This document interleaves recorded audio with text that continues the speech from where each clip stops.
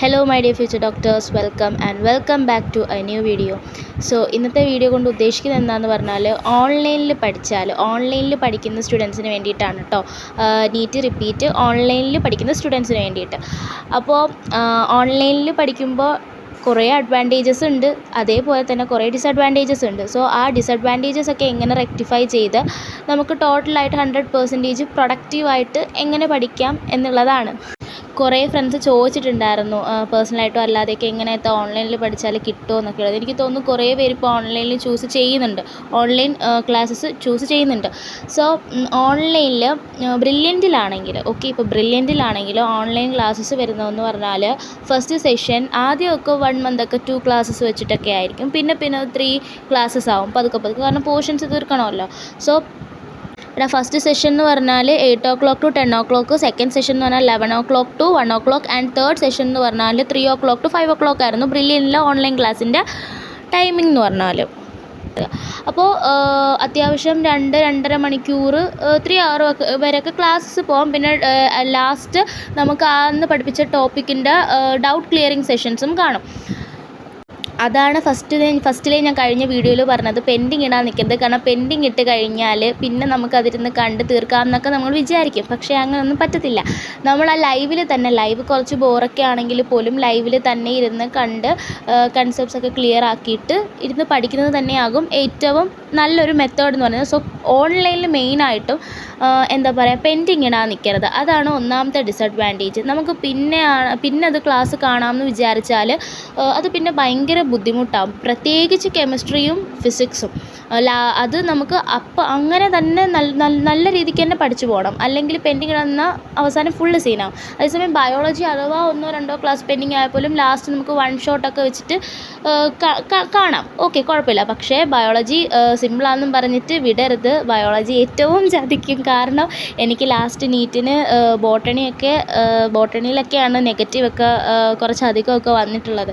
അപ്പോൾ നമ്മൾ ബയോളജി നിസ്സാരക്കാരനായിട്ട് കാണരുത്. മാത്രമല്ല ബയോളജിയൊക്കെ 45 മിനിറ്റ്സ് കൊണ്ട് ബയോളജി ഫുള്ളും 90 ക്വസ്റ്റ്യൻസും ചെയ്ത് തീർക്കാനൊക്കെ രീതിയിൽ നമ്മൾ പഠിക്കണം. അങ്ങനെ പഠിച്ചാലേ നമുക്ക് ഫിസിക്സ് നീറ്റൊക്കെ ഇനി അങ്ങോട്ട് 630+ ഒക്കെയാണ് കട്ട് ഓഫ് ഒക്കെ വരുന്നതെന്നാണ് അറിഞ്ഞത്. അപ്പോൾ ഇനി അങ്ങോട്ടെന്ന് പറഞ്ഞാൽ കോമ്പറ്റീഷൻ ലെവലൊക്കെ നല്ല ഹൈ ആയിരിക്കും. അതുകൊണ്ട് അങ്ങനെ ഇരുന്ന് പഠിച്ചേ പറ്റുള്ളൂ. അപ്പോൾ ഫിസിക്സും കെമിസ്ട്രിയൊക്കെ ആദ്യമേ തന്നെ പെൻഡിങ് ഇടാതെ ഈ ക്ലാസ്സസ് കണ്ട് തന്നെ പഠിക്കണം. പിന്നെ ഓൺലൈനിലൊരു അഡ്വാൻറ്റേജ് എന്ന് പറഞ്ഞാൽ നമുക്ക് കുറച്ചും കൂടി ടൈം കിട്ടും. ഓഫ്ലൈനിനെക്കാട്ടിയും കുറച്ചും കൂടി ടൈം കിട്ടും, നമ്മൾ എഫക്റ്റീവായിട്ട് യൂസ് ചെയ്യുവാണെങ്കിൽ മാത്രം കേട്ടോ. അല്ലാതെ നമ്മൾ വേറെ ഡിസ്ട്രാക്റ്റഡ് ആയിട്ട് ഫോൺ യൂസേജ് കാര്യങ്ങൾ പിന്നെ വീട്ടിലിങ്ങനെ വെറുതെ ഇങ്ങനെ ചിന്തിച്ചിരിക്കും. നമ്മൾ ഈ നീറ്റിന് മെയിനായിട്ടും കുറേ നേരം ഉണ്ടല്ലോ നമ്മളെ മൈൻഡിൽ ഇങ്ങനെ വേറെ ഓരോ കാര്യങ്ങൾ, നമ്മൾ മെഡിക്കൽ കോളേജിൽ പോകുന്ന കാര്യങ്ങൾ ഒക്കെ ഇങ്ങനെ ചിന്തിച്ച് ഇങ്ങനെ മനസ്സിലിരിക്കും. ആ ടൈമിലൊക്കെ നമ്മൾ പഠിക്കാൻ ശ്രമിക്കുക. ഞാനൊക്കെ പഠിക്കുന്ന ടൈമിൽ ക്ലാസ്സിൻ്റെ ഇടയ്ക്കൊക്കെ ഞാനിങ്ങനെ കോഴിക്കോട് മെഡിക്കൽ കോളേജിലും ട്രിവാൻഡ്രം മെഡിക്കൽ കോളേജിലൊക്കെ ഒന്ന് പോകുമായിരുന്നു. അപ്പോഴത്തേനും നമ്മൾ നല്ല ഡിസ്ട്രാക്റ്റഡ് ആവും. പിന്നെ നമുക്ക് കാര്യങ്ങൾ അങ്ങോട്ട് കിട്ടത്തില്ല. ഡിസ്കണ്ടിന്യൂഷൻ ആയി കഴിഞ്ഞാൽ പിന്നെ നമുക്ക് കാര്യങ്ങൾ പെട്ടെന്ന് ഗ്രാസ്പ് ചെയ്യാൻ കുറച്ച് പാടായിരിക്കും. അതാണ് മെയിനായിട്ട് നിങ്ങൾ ഓൺലൈൻ സ്റ്റുഡൻസ് ശ്രദ്ധിക്കേണ്ടത്. പിന്നെ വീട്ടിലാണ് ഒരു കംഫർട്ട് സോണാണ്. ആ ഒരു കംഫർട്ട് സോൺ നമ്മൾ നമ്മളുടെ സ്റ്റഡീസിന് വേണ്ടിയിട്ട് യൂട്ടിലൈസ് ചെയ്താൽ നല്ലതായിരിക്കും. അല്ലാതെ ആ കംഫർട്ട് സോണ് മുതലാക്കരുത്. കാരണം എന്ന് പറഞ്ഞാൽ ഇപ്പം കളിക്കാൻ പോവുക കാര്യങ്ങൾ അങ്ങനെയൊക്കെ. പക്ഷേ വേണം, ബ്രേക്സ് വേണം കേട്ടോ. ബ്രേക്സ് എടുത്ത് തന്നെ പഠിക്കണം, അല്ലെങ്കിൽ ഫുള്ള് സ്ട്രെസ്ഡ് ഔട്ടായി പോകും. കാരണം ഒന്നാമത് വീട്ടിലാണ്, ഒറ്റയ്ക്കാണ്, പാർട്ടീസിന് എവിടെയും നമ്മൾ പോകത്തില്ലായിരിക്കും. ഒന്നിനും പോയിട്ടില്ല.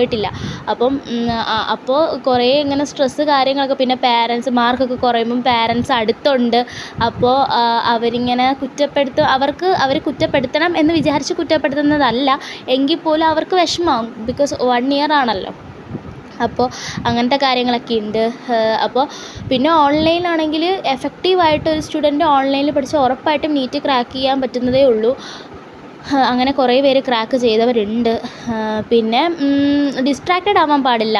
ഞാനൊക്കെ എനിക്ക് +2 കഴിഞ്ഞ് നീറ്റ് ഓൺലൈൻ ആയപ്പോൾ തൊട്ട് ഞാൻ ഓഫ്ലൈൻ ആയിരുന്നല്ലോ. ഓഫ്ലൈൻ കഴിഞ്ഞിട്ട് ഹെൽത്ത് ഇഷ്യൂസ് കാരണം ഓൺലൈൻ വന്നു. പിന്നെ ഹെൽത്ത് ഇഷ്യൂസൊക്കെ വരുമ്പോൾ അതൊക്കെയാണ് ഈ ഓൺലൈൻ്റെ ഒരു ഡിസഡ്വാൻറ്റേജ്. ഈ ഹെൽത്ത് ഇഷ്യൂസൊക്കെ വരുമ്പം കുറച്ച് ദിവസങ്ങൾ അങ്ങനെയൊക്കെ പോകും. പക്ഷേ എന്തായാലും നമ്മൾ എക്സ്പീരിയൻസ് ചെയ്യണോടാ. കാരണം എന്തൊക്കെ സ്ട്രഗിൾസും നമ്മൾ ഈ ഒരു കോമ്പറ്റേറ്റീവ് എക്സാമിന് കയറുമ്പം തന്നെ എന്താ പറയുക അറിയാമല്ലോ, നമ്മൾ ഇത്രയും നാളിൽ നിന്ന് ഒരു കംഫർട്ട് സോണിൽ നിന്ന് നമ്മൾ ഇറങ്ങുകയാണ്.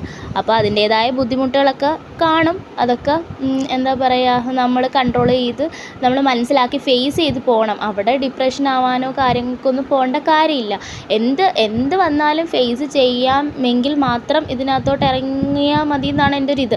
എന്തായാലും നമ്മൾ ഫേസ് ചെയ്യണം. അതിന് തോൽവി ആയാലും ജയമാണെങ്കിലും എന്താണെങ്കിലും നമ്മൾ ഫേസ് ചെയ്തേ പറ്റൂ. പിന്നെ ഓൺലൈൻ സ്റ്റുഡൻസ് പിന്നെ ബ്രില്യൻറ്റിൻ്റെ ഷെഡ്യൂളൊക്കെ ചോദിച്ചിട്ടുണ്ടായിരുന്നു. അപ്പോൾ അത് ഞാൻ പറഞ്ഞു. പിന്നെ ചോദിക്കുന്നത് ഈ ബ്രില്യൻറ്റിലെ ക്ലാസ് ബോറിംഗ് ആയിരിക്കുമോ എന്നാണ് ചോദിക്കുന്നത്. കുറേ പേര് ചോദിച്ചൊരു കാര്യമാണ്. ബോറിംഗ് ആവുമെന്ന് വെച്ചാൽ നമ്മൾ അറിയാമല്ലോ എൻട്രൻസ് ആണ്. സോ അതുകൊണ്ട് തന്നെ കുറച്ചൊക്കെ ബോറിംഗ് കാണും. പക്ഷേ എന്തായാലും നമ്മളുടെ കാര്യമാണ്, നമ്മളത് പഠിച്ചേ പറ്റുള്ളൂ. പിന്നെ വേറെ ചില ഇൻസ്റ്റിറ്റ്യൂഷൻസിലെ പോലെയൊക്കെ ഭയങ്കര അടിച്ച് പൊളിപ്പിച്ച് പഠിപ്പിക്കുന്ന രീതിയൊന്നും ബ്രില്യൻറ്റിലെ ക്ലാസ്സസിനില്ല, ടു ബി ഓണസ്റ്റായിട്ട് പറയാമല്ലോ. പക്ഷേ അവർ നല്ല കൺസെപ്റ്റായിട്ട് ഓൺലൈനിൽ ബേസ് മുതൽ അവരെടുക്കും. നല്ല ബേസ് മുതൽ നല്ല ക്രിസ്റ്റൽ ക്ലിയർ ആയിട്ടാണ് എടുക്കുന്നത്. പിന്നെ കുറച്ച് ലാഗൊക്കെ കാണും. അതൊക്കെ നമുക്ക് മനസ്സിലാവുന്ന രീതിക്ക് കുറച്ച് ലാഗൊക്കെ കാണും. അപ്പോൾ നോട്ടൊക്കെ എഴുതിയെടുത്ത് നല്ല രീതിക്ക് നോട്ടൊക്കെ എഴുതി ആദ്യമേ തന്നെ ഒരു ചാപ്റ്ററൊക്കെ തീരുമ്പോൾ വൺ ഷോട്ട് നോട്ടൊക്കെ ഉണ്ടാക്കി സിസ്റ്റമാറ്റിക്കായിട്ട് പോയി കഴിഞ്ഞ് നമ്മൾ കൺസിസ്റ്റൻ്റായിട്ട് പോകണം. കൺസിസ്റ്റൻസിയാണ് മെയിൻ. കൺസിസ്റ്റൻസി കീപ്പ് ചെയ്താൽ നീറ്റ് ക്രാക്ക് ചെയ്യാൻ പറ്റുന്നതേ ഉള്ളൂ. പിന്നെ നമ്മുടെ യൂട്യൂബ് ഞാൻ ഇൻസ്റ്റഗ്രാം ഞാൻ അൺഇൻസ്റ്റാൾ ചെയ്തിട്ടുണ്ടായിരുന്നു. സോ ഇൻസ്റ്റഗ്രാമിൻ്റെ ഒരു എന്താ പറയുക ഡിസ്ട്രാക്ഷൻ എനിക്കില്ലായിരുന്നു. പിന്നെ യൂട്യൂബിൽ നമ്മളിങ്ങനെ എന്തെങ്കിലും ഒരു മോട്ടിവേഷണൽ വീഡിയോ കാണാൻ കയറുന്നതായിരിക്കും. പിന്നെ ഷോർട്സിനകത്തോട്ട് പോയി അങ്ങ് ഇരിക്കും. പക്ഷേ അതൊക്കെ നമ്മൾ കൺട്രോൾ ചെയ്ത് നമ്മൾ നേരെ സ്റ്റഡീസിലോട്ട് വരണം. ബ്രേക്ക് എടുക്കാം, പക്ഷേ ബ്രേക്ക് അങ്ങ് നമ്മൾ വെച്ചൊരു ടൈമിങ്ങിൽ തന്നെ ബ്രേക്ക് വെക്കണം. അല്ലെങ്കിൽ അത് കൂടി എക്സ്റ്റെൻഡ് ആയിട്ടതൊക്കെ പോയി കഴിഞ്ഞാൽ പെട്ടെന്ന് തന്നെ നമ്മൾ ബാക്ക് ടു സ്റ്റഡീസിനകത്തോട്ട് വരണം. പിന്നെ മെയിനായിട്ടുള്ളത് ഷെഡ്യൂൾഡ് ആയിരിക്കണം. നീറ്റിന് മെയിനായിട്ടുള്ള ടൈം ടേബിളാണ്. ഇപ്പം ഞാനൊക്കെ എന്ന് പറഞ്ഞാൽ +2 വരെ എനിക്കിഷ്ടമുള്ളപ്പോൾ പഠിക്കും.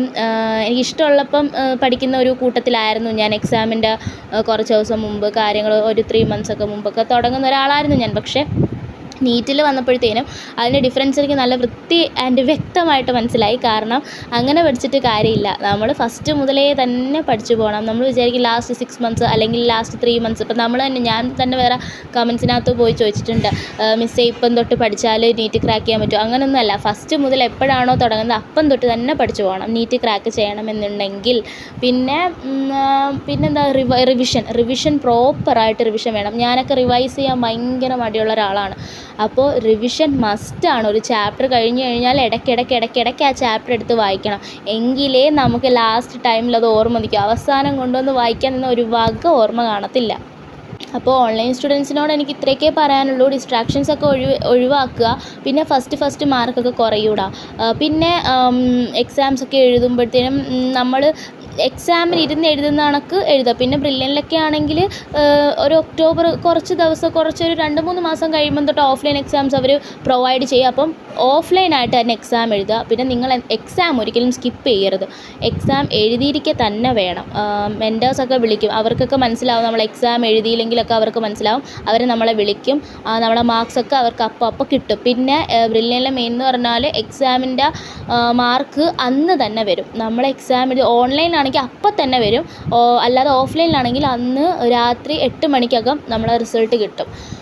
അതാണ് ഒരു അഡ്വാൻറ്റേജ്. പിന്നെ എന്ന് പറഞ്ഞാൽ എക്സാമിൻ്റെ ക്വസ്റ്റ്യൻസ് നമ്മുടെ ഓൺലൈനായിട്ടൊക്കെ എഴുതുന്ന എക്സാംസിൻ്റെ ക്വസ്റ്റ്യൻസൊക്കെ പ്രിൻ്റ് എടുത്ത് വെക്കുന്നത് നല്ലൊരിതാണ്. കാരണം അവസാനത്തെ ടൈമിലുണ്ടല്ലോ നമുക്ക് റിവൈസ് ചെയ്യാനൊക്കെ എളുപ്പമായിരിക്കും. ഞാനൊക്കെ ഇവിടെ എൻ്റെ 2 ഫയലും നിറച്ചും ക്വസ്റ്റ്യൻ പേപ്പേഴ്സ് ഉണ്ട്. അപ്പോൾ പ്രിൻ്റ് എടുത്ത് വെക്കുന്നത് നല്ലതാണ്. പിന്നെ പ്രിൻ്റ് എടുക്കാൻ പറ്റില്ലെങ്കിലും കുഴപ്പമില്ല, അത് തന്നെ ചെയ്ത് പഠിച്ചാൽ മതി. ക്വസ്റ്റ്യൻസൊക്കെ നല്ലോണം ചെയ്ത് പഠിക്കുക. അപ്പോൾ ഇത്രയൊക്കെ ഉള്ളൂ. ഇനി എന്തെങ്കിലും ഡൗട്ടൊക്കെ ഉണ്ടെങ്കിൽ കമൻറ്റ് സെക്ഷനിൽ ചോദിക്കുക, ഞാൻ ആൻസർ തരാം. ഓൺലൈൻ സ്റ്റുഡൻസിന് ഇത്രയേ ഉള്ളൂ. ഇനി ഓഫ്ലൈൻ്റെ കാര്യം ഞാൻ രാത്രി അപ്ലോഡ് ചെയ്യാം കേട്ടോ. ഒരു ദിവസം 2 വീഡിയോസൊക്കെ വെച്ചിട്ട് അപ്ലോഡ് ചെയ്യണം എന്ന് ആഗ്രഹമുണ്ട്. പക്ഷേ ടൈം എനിക്ക് കിട്ടുന്നില്ല. അതുകൊണ്ടാണ്. മാത്രമല്ല എൻ്റെ ഫോണിൽ സ്പേസ് ഭയങ്കര കുറവാണ് കേട്ടോ. അപ്പോൾ ഓരോ കാര്യങ്ങൾ ഡിലീറ്റൊക്കെ ആക്കിയിട്ടാണ് ഞാൻ ഇങ്ങനെ സേവ് ആക്കിയിട്ട് അപ്ലോഡ് ചെയ്യുന്നത്.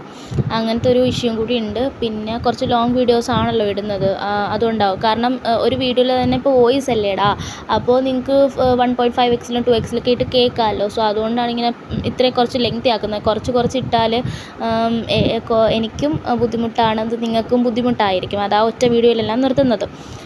പിന്നെ ഇത്രയൊക്കെ ഉള്ളൂടാ ഓൺലൈനിനെ കുറിച്ച് പറയാനാണെങ്കിൽ. പിന്നെ ഓൺലൈൻ ഫീസ് കാര്യങ്ങളൊക്കെ നിങ്ങൾക്ക് ഇൻസ്റ്റിറ്റ്യൂഷൻസുമായിട്ട് കോൺടാക്റ്റ് ചെയ്യാം. നല്ല നല്ല ഇൻസ്റ്റിറ്റ്യൂഷൻസ് ഉണ്ടല്ലോ ഇപ്പോൾ കുറേയൊക്കെ. അപ്പം എവിടെയാണെന്ന് വെച്ചാൽ നിങ്ങൾക്ക് കോൺടാക്റ്റ് ചെയ്യാം. പിന്നെ കുറേ പേര് എന്നോട് ചോദിക്കുന്നുണ്ട് ഏത് ഇൻസ്റ്റിറ്റ്യൂഷനാണ് നല്ലത്. അതെനിക്ക് അറിയത്തില്ലടാ.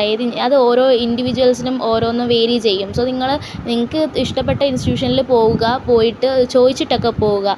അവിടെ പഠിച്ചവരൊക്കെ ഉണ്ടെങ്കിൽ അവരോടൊക്കെ തിരക്കിയിട്ട് പോവുക. തിരക്കിയിട്ട് ചേർന്നിട്ട് വെറുതെ ക്യാഷ് കൊണ്ടുപോയി കളയാൻ നിൽക്കരുത് കേട്ടോ. ക്യാഷും ടൈമുമാണ് പോകുന്നത്. ക്യാഷ് മാത്രമല്ല ടൈമും കൂടി പോകുന്നുണ്ട്. സോ അത് രണ്ടും തിരക്കിയിട്ട് നല്ല രീതിക്കൊക്കെ തിരക്കിയിട്ട് ഓരോ ഇൻസ്റ്റിറ്റ്യൂഷനിലൊക്കെ ചേരുക. പിന്നെ 20% ഇൻസ്റ്റിറ്റ്യൂഷനേ ഉള്ളൂ. ബാക്കി 80% നമ്മളുടെ തന്നെയാണ് ഈ നീറ്റ് എന്ന് പറയുന്നത്. നമ്മൾ തന്നെ നല്ല ഹാർഡ് വർക്ക് ചെയ്യണം. നല്ല ഹാർഡ് വർക്ക് ചെയ്ത് പഠിച്ചാലേ നീറ്റ് കിട്ടും. അപ്പോൾ ഇത്രയൊക്കെ ഉള്ളൂടാ ഓൺലൈൻ സ്റ്റുഡൻസിനെ കുറിച്ച്. ഇനി എന്തെങ്കിലും ഞാൻ പറയാൻ വിട്ടു പോയിട്ടുണ്ടെങ്കിൽ നിങ്ങൾ കമൻറ്റ് ചെയ്യുക കേട്ടോ. കാരണം എല്ലാം ഞാൻ പറഞ്ഞിട്ടുണ്ടെന്നാണ് എൻ്റെ ഒരു ഇത്. അല്ലെങ്കിൽ കമൻറ്റ് ചെയ്യുക. അപ്പോൾ ഇത്രയൊക്കെ ഉള്ളൂ guys. Bye. It's me Hanna signing off. Take care.